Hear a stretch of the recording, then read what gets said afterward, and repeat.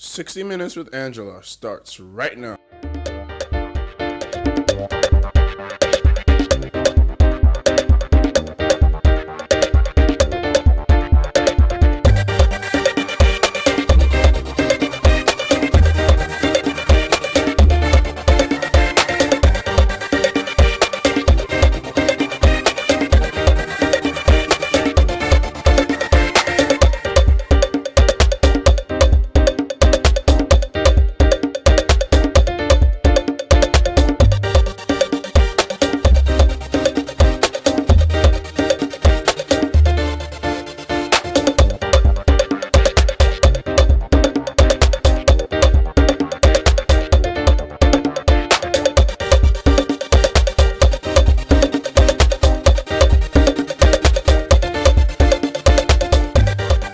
According to my host, today Nigeria has made tremendous progress that is consistent with the roadmap of incremental power.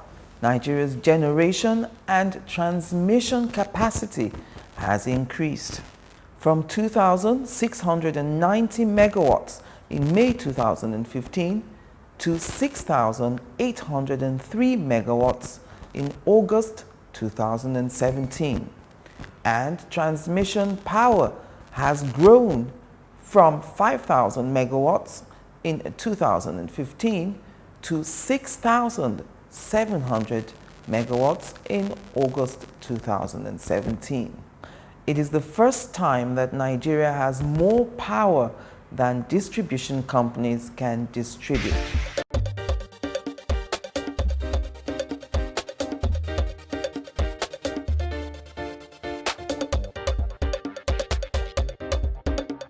Well, hello and welcome to the program. I'm Angela Ajetumobi. Nigeria's Federal Minister of Power, Works and Housing joins me on 60 Minutes today. Thank you, Mr. Fashola, for coming back on the program with me. Thank you for having me. Right, in my introduction, I talked about progress being made from May 2015 when this administration came in till August this year. Power generation has grown from 2,690 megawatts to 6,803. Transmission has grown from 5,000 to 6,700 megawatts. But this is the first time that we have so much, but it's not getting out there. We still have that challenge to distribute. What is the way forward? The way forward really is to understand in public life that the reason we have a job is because there are problems to be solved. And that first, that every problem you solve creates new problems. And as you rightly pointed out, we've grown production of power, we've grown transmission of power, but we seem now to have outstripped the distributive capacity that exists there for obvious reasons. Aging assets, lack of investment, volatile foreign exchange market, bad governance also, and so many reasons. So it means that we now shift our focus again to the distribution side, as we are already doing, talking to the discos. The production of power didn't happen by accident. It's a result of policies, actions, like the payment assurance guarantee of 701 billion. Yes. That's what gave confidence for gas. That's what gave confidence for production. Policies and actions by the president, the vice president, the minister for petroleum resources, Ministry of Niger Delta, security apparatus to reduce damage to pipelines, all resulted in increased power. So we must transfer those capacities again now to distribution and get distribution to be able to do its own role. This is private sector again, and let's get them. So just like generation, it's largely private sector, but if the environment is right, government does its enabling role, it will happen. So we're talking to them. We've also put in policies like eligible customer now, which allows certain types of customers build their own distribution network. Who is an eligible customer? An eligible customer is a customer that consumes a certain amount of energy, and those are heavy-duty consumers, really, not just one residence. Okay. So an eligible customer can be a state government secretariat, federal government secretariat. Okay. An eligible customer can be a residential estate of certain number of houses. An eligible customer can be a group of residents, associations, who can form themselves together into a contiguous body who are served by one or two distribution assets that are close to them. Like on your streets, in your areas, you have some transformers, for example. So you can become an eligible customer if you totally aggregate together and consume a prescribed amount of energy. Usually, I think NERC is looking at about 1 megawatt or thereabout, Yes. upwards. Why then did the GenCos, that's the generating companies, seem to have supported this eligible customer thing, but not the distribution companies? I think that it is not quite correct to say that the distribution companies are not supporting. It's not quite correct. Like every policy, people are afraid. Change management is hard. So some don't even understand how it will affect them. So for the distribution companies, the first thing is our revenues are going to go. But we are saying to them, if you can't supply the power that is there because you don't have the equipment, why should you stand in the way of somebody who wants to do so by himself? So instead of seeing revenue, see service. Why should I not get a service by myself if you can't supply it? Yes. And if you don't want me to go and get it by myself, then go and provide it. That's one. Two is that now we have over 6,000 megawatts. We can only put about 4 on. So the entire industry is losing the value of 2,000 megawatts, including you. So why don't you let somebody try and buy that power? They can use some of your distribution facility to wheel it. There, yes. So they pay you the wheeling charge instead of you getting zero. So people are beginning to say, of course, at the generation side, you must be a bad manager to produce a commodity that you can't get to market. So because they are the ones actually producing, they were the ones actually paying for gas, they are the ones maintaining turbines, they want to get every inch, every unit of energy to market for cash. So it's understandable why their own interest appears to be, and response and embrace seems to be quicker. At the Kano edition, the 18th Power Sector Holders Meeting, you launched mini-grid regulations. What are mini-grids? I didn't launch mini-grid regulations. The minister does not have power to launch regulations. It is the Nigerian Electricity Regulatory Commission, NERC, that makes regulations for the sector. Even the declaration of eligible customer that the law vests in the minister to declare, how it will work will be according to regulations made by NERC. So I've declared eligible customer. The customers who will be eligible are being computed now by NERC. Not by you. Not by me. The law just says declare it. When they finish computation, they are going to announce the regulations that will govern it. And the same thing with mini grids.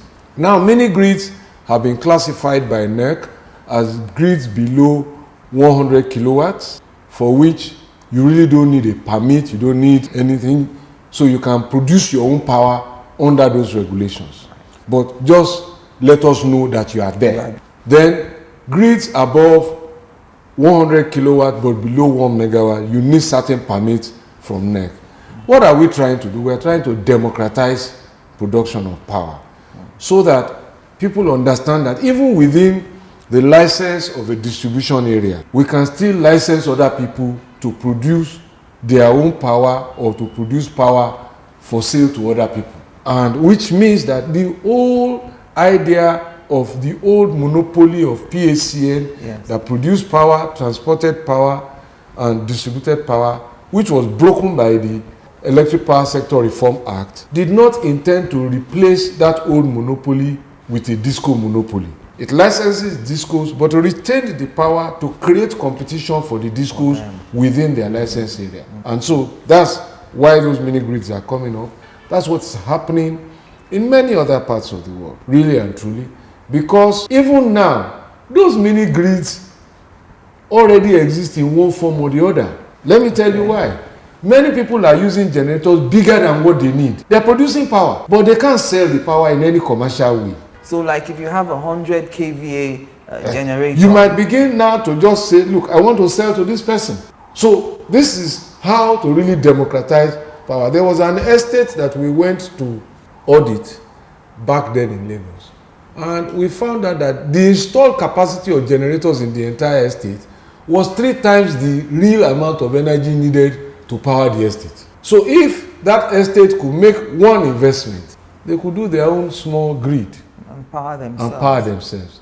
If they have extra, the disco that is serving that area can actually buy power from them and sell it to other people. So we're not having this national grid thing anymore, are we, where people produce power and put it The national grid is still there. All countries have one form of national grid or the other. But the national grid is not the most efficient way to serve every part of the country, because the national grid involves large, long transmission lines. Sometimes you have to move power from a place like Kainji, for example, in Niger State, which I think is one of the nearest sources of power, in order to take power to a place like Talata Mafara in Zamfara, several hundreds of kilometers. That's not economic. Yes. The population in Talata Mafara is not a lot. Guzo might be justified. So why don't you just do a small grid in Talata Mafara, do local distribution and supply them? Because if you pass through the cost of transmission from Kainji to them and the substation, they're probably unable to afford it.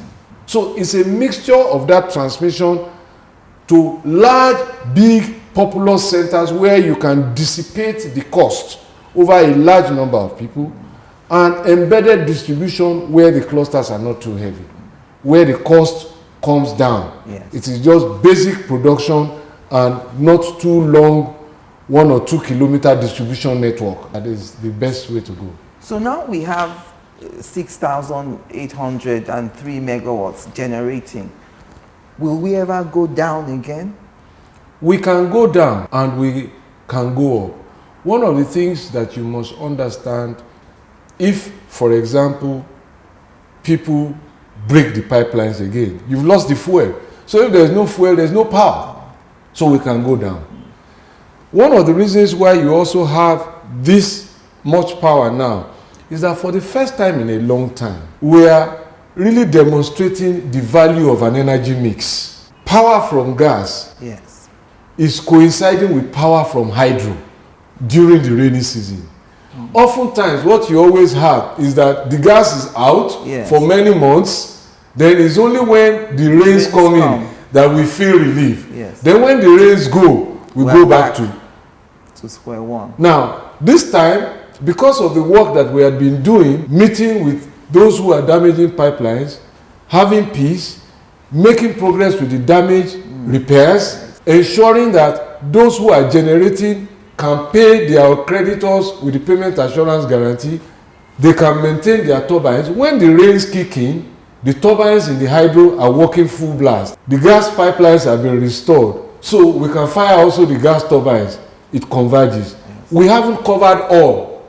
There's still more to do. Yes. So if you don't damage gas pipelines, we are not likely. We've seen a reduction in damage, yes, to pipelines from last year. If anytime it starts again, we will see the impact. Similarly, from time to time, any one of the combination of those turbines producing power can break down and needs to be repaired. They are mechanical, just like a generator at home. So they also need to do scheduled maintenance and non-scheduled maintenance. I think one of the power plants in Calabar, for example, I think, or a bomb power, yes, they had to shut it down for routine maintenance. But nobody felt the impact because we can feed from another place. We have more power. Yes. But if it was at those times when we were lean, 100 megawatt out of the system, the impact would be very, very obvious immediately. So where we're going, therefore, is to get that mix. Hopefully, in another year, we intend to add more solar capacity so that as the rains begin to go in October, November, when it's dry, we can kick in more sun-produced energy. And that's the mix that I talked about at our council in Kaduna last year. Yes. So we're on the way. You've talked about renewable energy. You want a minimum of 30% by 2030. What is it contributing to the energy mix? Well, at the moment, it's not a lot. We have 1.2 megawatt of 6,000 megawatt on Lower Usman Dam. We have a few kilowatt in one village that I can't remember now. We have Total. They're already retrofitting all their petrol stations on top of their canopies. It's all solar now. They're running most of their petrol stations. So we need to also gather the data of what they have contributed. And so you will see that the renewable stock is growing. Yes. If you look across many homes, including my own house, you will see solar panels on the roof now. So the renewable mix is increasing.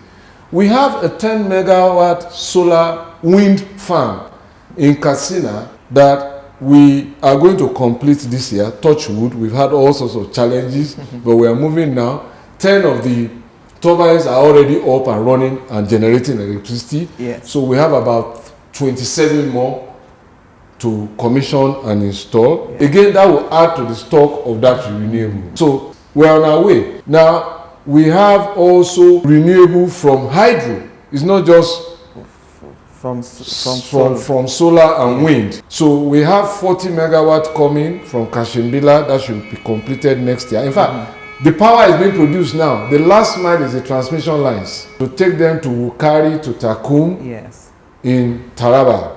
We have Gurara is already producing power, 30 megawatt. The last mile is the substation in Kudenda, to Mando in Kaduna. We have 29 megawatt in Gombe, in Dadinkowa. You must have seen the footage when I visited dam. So there's just last mile work to finish, and they were installing the concrete base for the turbines when we visited, I think in April this year. Yes. Hopefully again next year, all of that will add to our stock of renewable. And so we're on our way. Join us again after the break. Nice question. Angela, that's a great question. It's a good question. It is difficult to respond to that question. That is a serious question. Angela, that is a very great question. Great question, Angela. You know, Angela, that's a very difficult question. That's a great question, Angela. Okay, that's a great question. Angela, that's a tough one for me. That's a good question. Good question. 60 Minutes with Angela. Again, answers to every question you always wanted to ask.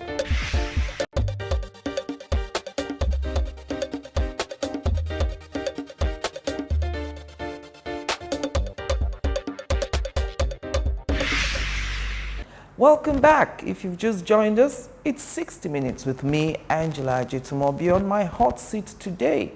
Nigeria's Federal Minister of Power, Works and Housing, Babatunde Fashola. Let's talk about meters, because you seem to have changed your mind about people paying for meters. Why are you changing your mind? How so? And, you know, you've come out now to say if people want to pay, they can. But initially, we weren't supposed to be paying for those meters. No. You see, I try to choose my words very carefully, and I remain very clear in my mind that the obligation to produce a measuring device, which is the meter, belongs to the person who wants to collect my money. You have to show that you have sold a certain value to me. So it's like going to buy Gari in the market. If I want to buy Olodo, the obligation to produce Olodo is not me who wants to buy. It's the person who wants to sell Gari to me, to demonstrate to me that I have actually received the value of Olodo, who must produce that bowl. So it's clear in my mind. Now, because of the difficulty of financing meters, and because government listens, a government of yesterday said, if you want to advance that money to your service provider so that you collect it back because you are in a hurry, we will do CAPME, which was a credit applied metering scheme. But because it was a government-led program, when it became problematic, everybody was looking at government. They have collected my money. They haven't brought the meter. They say it's 45 days. They haven't brought it in 60 days. It was now looking like advance fee flow. And then I said, no. This is not fair. First of all, the man is not supposed to pay for the meter. But he advances the money because he's in a hurry. We encourage him to do that. In the hope that he will get the money back defrayed from his bills. But he now doesn't see his meter. He has put his money forward. Yes, and he's still getting estimated. And he still gets estimated. Wind down this cap. We are caught in the middle and it doesn't look nice. Just in the same way, if you remember, there used to be fixed energy charge before the Buhari administration. We stopped it. Because then every month, whether you get power or you don't get power, we stopped it. We are not getting credit for that anymore. Again, we now say, stop this capping. But we can't stop listening and we can't stop thinking. What we are now getting back is that some consumers still don't have meters, and part of the reason is that discos can't provide all of the metering fund at once. Some of our consumers say they want to pay for the meter. Now, if it will hasten it up. So government can't say no anymore. What government will say, we are not involved. Yes.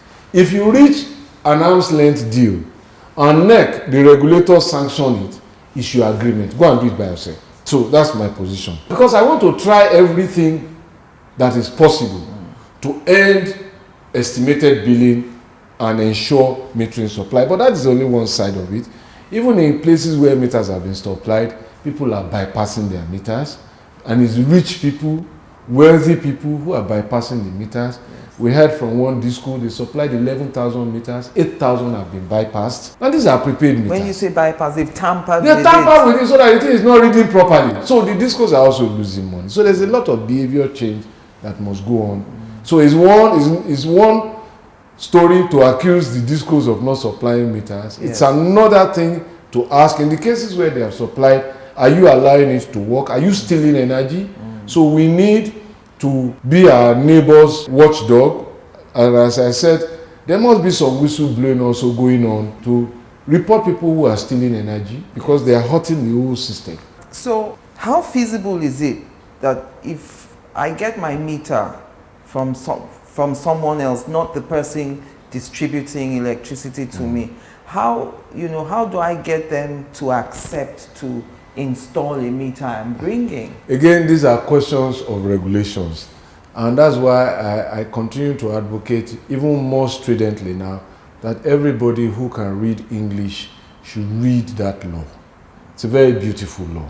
And that is normal when you are implementing change. You don't see everything initially at once. Yes. But the more you go back and you see, we started on the assumption, general assumption, that once a disco was licensed, nothing can happen there. Everything belongs to the disco. Yes. But if you look at the law, you see that's not what was intended. So, and I've showed you, for example, that you can license another person to produce power inside that disco. Yes. In the same way, you can license another person to carry out another service, including metering. All you must just do is that it must be within a framework that protects the right of the disco. And speaking to some of the discos, they are already embracing it.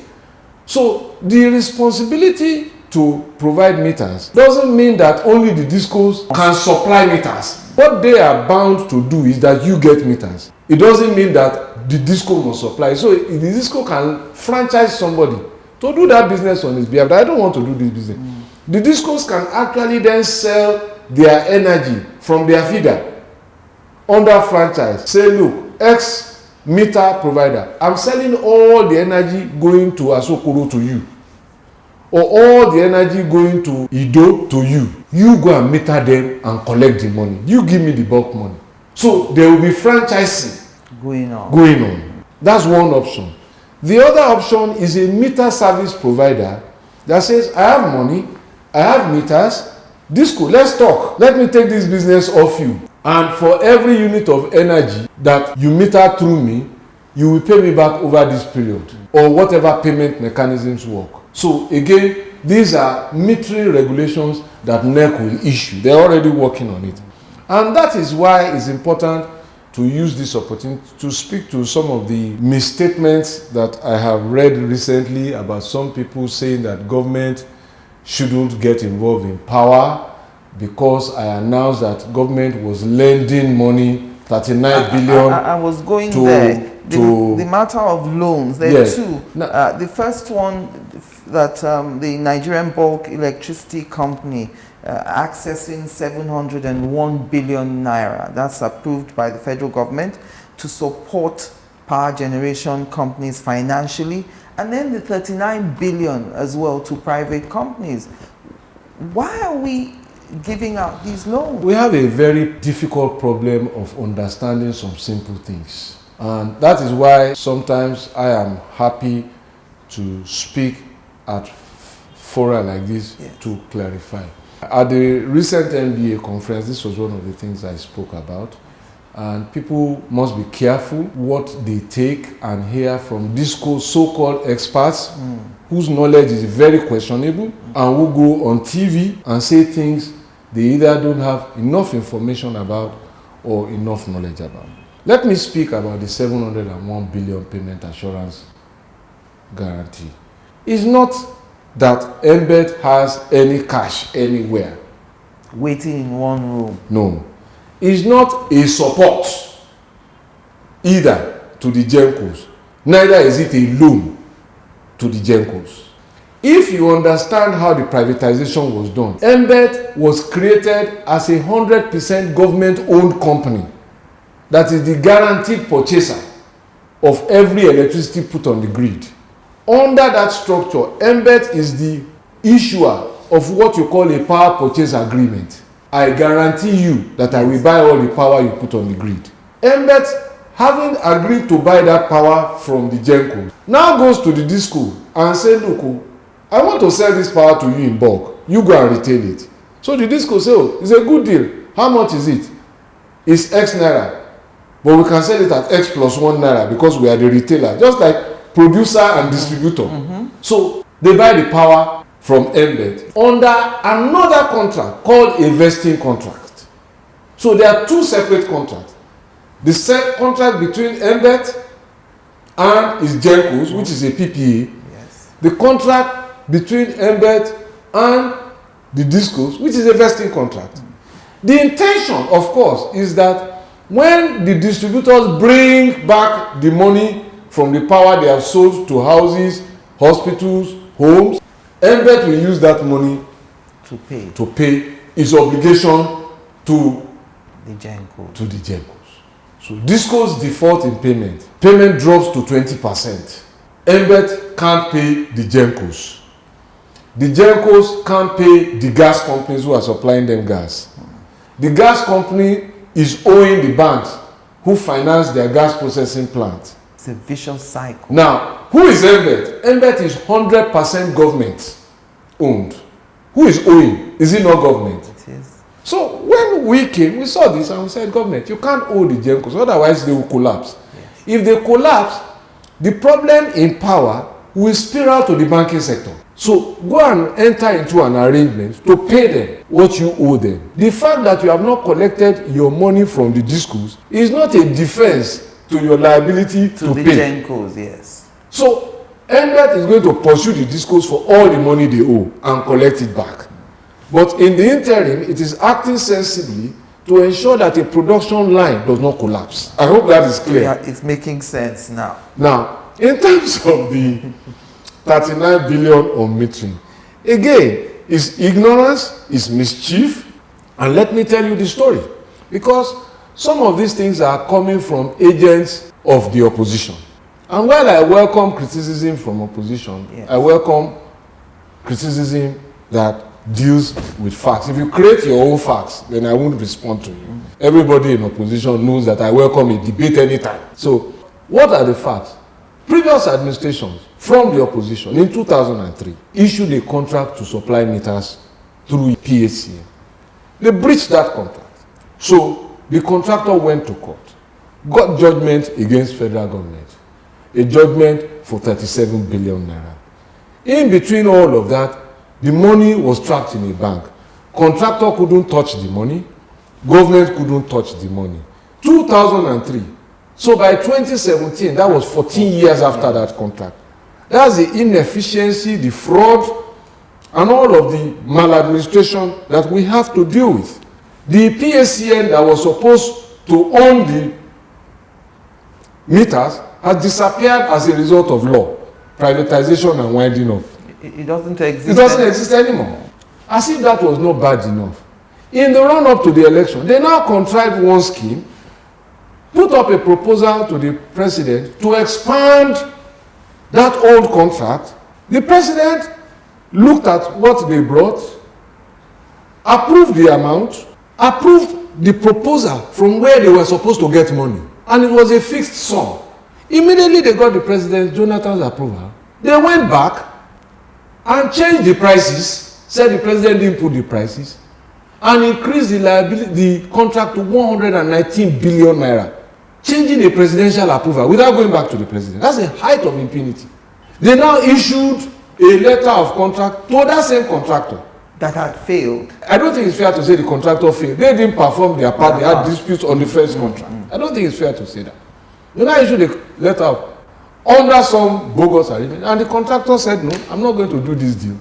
They now purported to issue a letter withdrawing the offer after the contractor had accepted. Of course, the contractor went to court and got a judgment of 119 billion against the Federal Republic of Nigeria.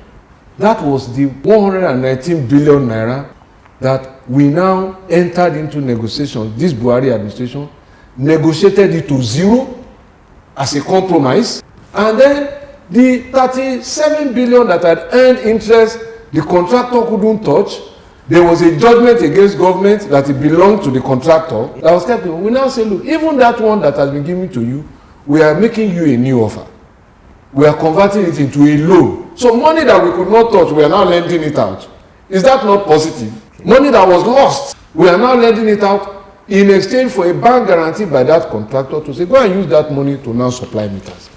And we will give you a service provider license through NEC to see which disco will work with you. That is what has happened there. So we have turned a hopeless situation really into a position of strength for the Federal Republic of Nigeria. Eliminated a liability of 119 billion naira, regained control of a bad contract, relieved ourselves of the liability under that contract, and we are now lenders. Converted it. But why I worry about these commentators is that even if government was lending money, if you go to India, South Africa, Mexico, Brazil, and I think China, who have done this kind of privatization, what you will find, unmistakably, is that at some level or the other, government is subsidizing and making some contribution to support utilities. Transport, water, power is a global thing. So these people are speaking with very, very worrisome ignorance. They don't know what they're saying. Join us again after the break.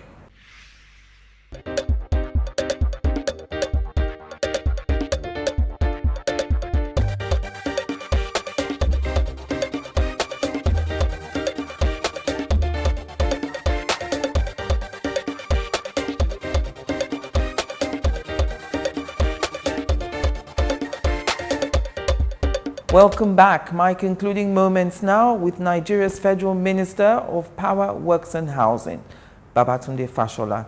Let's go to roads and the order of priority that you announced as far as roads are concerned. I'm as curious as contractors to know how the federal government is going to fund a lot of these projects going forward. Looking at some of the roads, Lagos-Ibadan Expressway, that appropriation there, I use the word demoted, from 31 billion to 10 billion. We also have other major projects. The second Niger Bridge reduced from 15 to 10. How are you going to fund these roads? Well, I think you must start from first principles. You use what you have to get what you want. If you want to sprint and you are confined to trekking, it's still some form of mobility. Keep moving and remain optimistic. I remain always optimistic. But you were miffed. I don't like to be slowed down. I sit there, I spend a lot of time thinking and planning, and when I think I've found the answer, I don't stand in my way, really and truly. And those are the differences between perhaps being a governor and being a minister. You are not in as much control when you are a governor and when you are a minister as when you are a governor. You are the one responsible, buck stops on your desk, you drive things at your pace. But that said, as long as you don't stop me from moving, I will move, but I would like to sprint. But as you know, there is a request for virement. What does virement mean? Virement is the process for adjusting a budget during its operation. It's just like, look, let's just see the budget. I always try to explain the budget like a domestic plan. Yes. Even in your home, when you are going shopping, when you are going on travel with the children, you leave home with a plan. Yes. That you are going to buy X, you are going to buy Y. Yes. When you hit the market, the kids want something new that you didn't plan for. They want to buy something, you plan to buy something that they have another of. Yes. You can do environment and say, look, let's forget that old one and move the money to buy this. So it's just a change of plans, a change of details, a change of deployment of resources. So move some provisions from A to B. So we are hopeful the proposal requires that some of the movements that were done by the appropriation committee will be reversed, because they were done, as I understand it, in full plenary. So if you people can't go back and say we are changing it, so it must go back to plenary. But I think the framework in the agreement they had with the vice president has identified those areas that they must present to their colleagues and say, look, we have made this agreement on your behalf in good faith, so please approve it. Okay, so what about the order of priority that you will be following in building these roads? It's a kind of revolving plan. Will it touch every zone in the country? Of course, even now, there is no state where we are not building a road. There is no state. I challenge anybody to disagree. There is no state. Even in the southeast? There is no state. Let me repeat that again. There is no state in Nigeria where the federal government is not building one road or the other. You see, I always tell people that in the public service, once somebody starts to respond, the way the Buhari government begins to respond, right? The noise about, they haven't done my own, they will increase because somebody is now doing it. When nobody was even answering you, there was no budget. It was as if everything was fine. So now they see a government that has raised the budget for roads from 18 billion to 260 billion. Oh, everybody is going to bring out their problems. But that doesn't mean that you have all the resources to do it. That's why we argue, let's focus on completing the roads that carry the heaviest traffic first.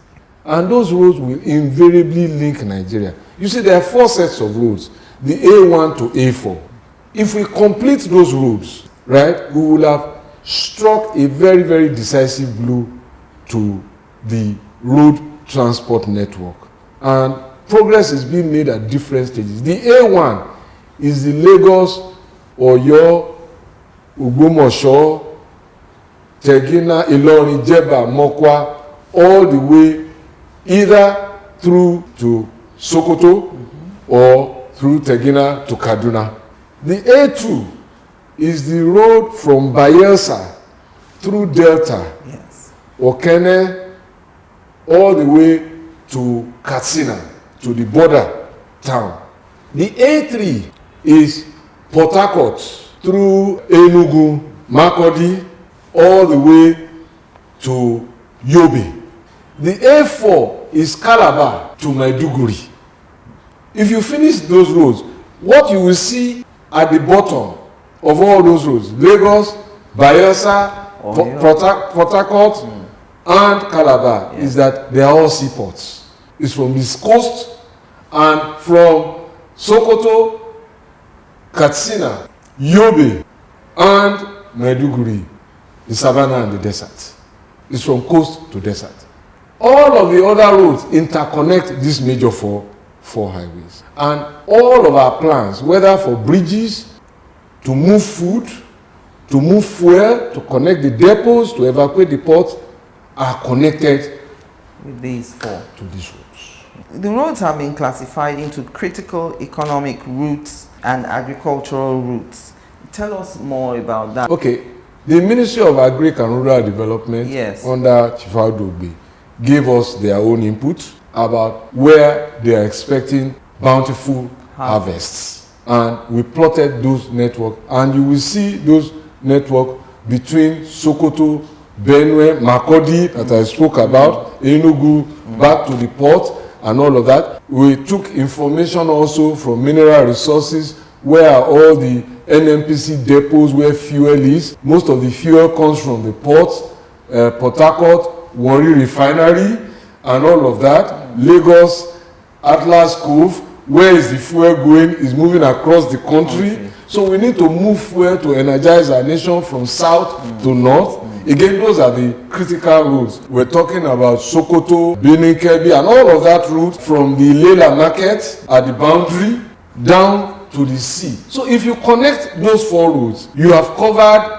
agric, you have covered fuel movement, you have covered high vehicle, and all of that. So we just break them into classifications for our own needs, because in between all of those major routes are some minor routes, but which are federal routes that create an east to west linkage, because all of those roads are a north to south movement, but there's the east to west linkage. So bridges like the second Niger bridge becomes critical, because that is what links the west to the east. And the local Oweto bridge is the connection that links the north to the south, from Loko in Nasarawa connecting Oweto in Benue. Let's talk about this MOU in Apapa. I mean, you've said that Apapa is very important, it's a priority area for the federal government. So on Saturday, June 17th this year, the MOU worth 4.34 billion was signed with the Dangote Group, Nigerian Ports Authority, and flour mills. Why can't the federal government reconstruct that road? I think what you should first ask is, when Nigeria was earning $100 per barrel of oil, why didn't they build that road? That was the case I was making when I was governor of Lagos, with all of the resources that was coming out of the port. That was the port through which we financed a 2 trillion naira subsidy for fuel, and we couldn't commit 4 billion to build it. That's the governance of yesterday. And then now, in the budget, you are going to require at least a minimum of 100 billion to rebuild the port access road from Apapa right through to Oworo-Shoki to the toll gate, because that's really the 100 billion. A minimum of that is a 10-lane carriageway. Don't forget that. From Apapa Tinkan through Mile 2, Oshodi, and all of that. That's the reality. These are the preliminary estimates, but we are asking contractors to go and look at all the numbers. That's what we are going to deal with. But you have to ask yourself, if you look at the millions of lives that depend on the efficient operation of the port, we are going through a festival imminently now. Christmas is coming. Export and import activity, drinks, food, rice, all of that. And that's the livelihood of some people who are exporters, who are importers, clearing agents. We are talking about ease of doing business. We are talking about growing our national economy. So if you can't evacuate that port, all of those policies mean nothing. So when you look at the revenue from the port and match it to an investment of 100 billion, you will see that it is sensible revenue and sensible investment. If the decision were mine, the cost of maintaining every port road will be applied as a first charge to each port, including Calabar Port. Because we don't have rail to move the heavy cargo, we are subjecting our roads to a lot of unnecessary stress.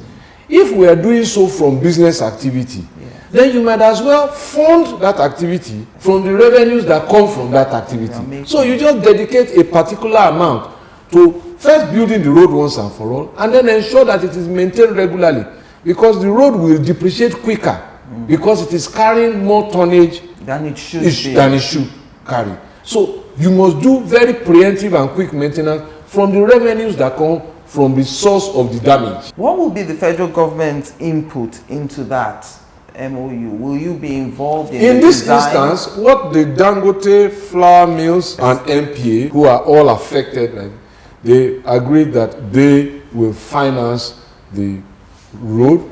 Our role as government was first to insist that a proper design should be done, that very, very competent professionals be engaged, and we supervised all of the work that they did, the investigative work, soil work, design, and all of that. And we will also supervise the construction and the delivery to what we think should be the minimum acceptable standards.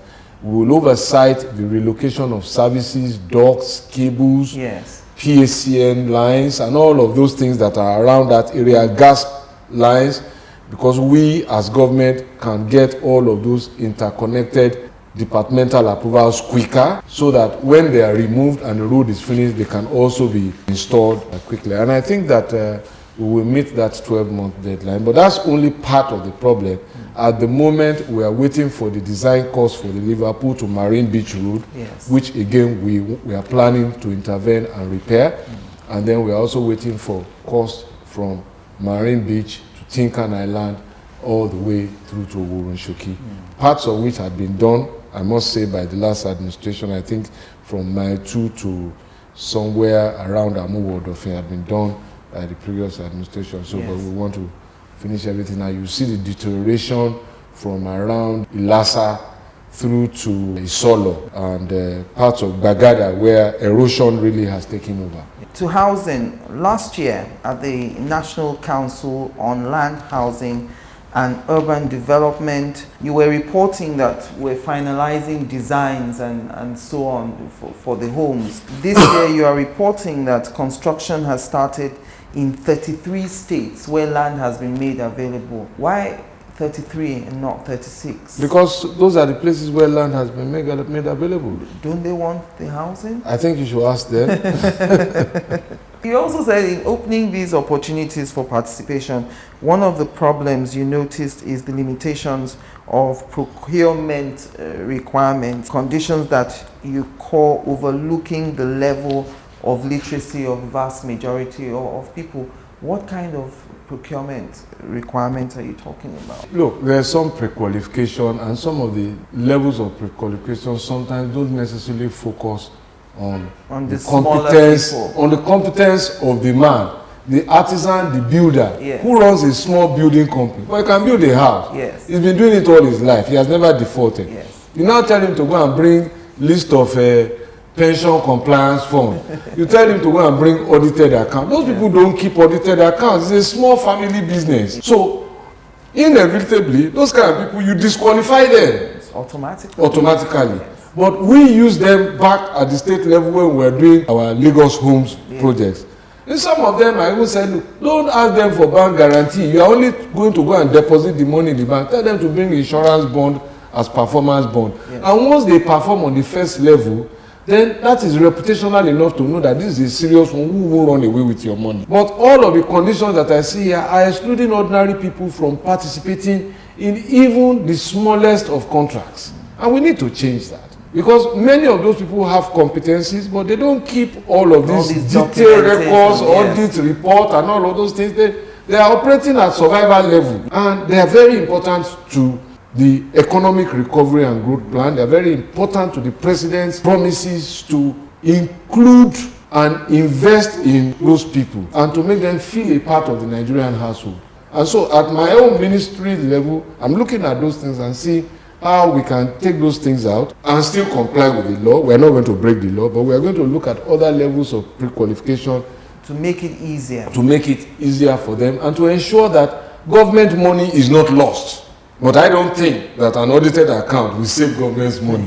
What I want to see is Yes. a builder who takes our money, goes to the site, delivers. As his business improves, we can then tell him, look, you have to go and you hire. kind of need. Because when we're investing in him, we can also use him to invest in young accountants who have just left school. Say, go and employ one graduate To be auditing you. to be auditing you. Yes. And the money flows around. You also say that you will be concentrating on residents, not indigents, for the housing program. Why is that? At the end of the day, really and truly, where you ordinarily live Yes. is where you need a house. It's not where you are from. And occupation is the key, really, not acquisition for status. We don't want people who just want to buy the house and then rent it out. Yes. It's want people who need the house To live to in. live in. That's all. Some areas, I'm told, notorious that some areas non-indigents can't get certificate of occupancy in some states. No. and some All of those regions. barriers are barriers of mistrust. I understand where they came from, but those barriers of mistrust are breaking down slowly. Yes. I think that when we reflect about ourselves as a nation, we will see how much progress that we have made. You know, incidentally, just yesterday, we were having this discussion around in my house with my friend, Yes. around this restructuring and Yes. all of these agitations and Yes. everything. And I would say, look, sometimes we forget how much progress we have made, honestly.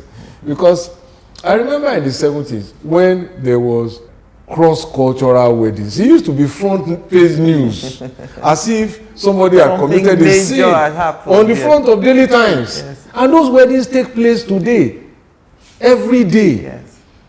Those people who were products of cross-cultural weddings 30 years ago, Yes. where are you going to tell them to choose from? They are probably even now moved further across cultures. Yes.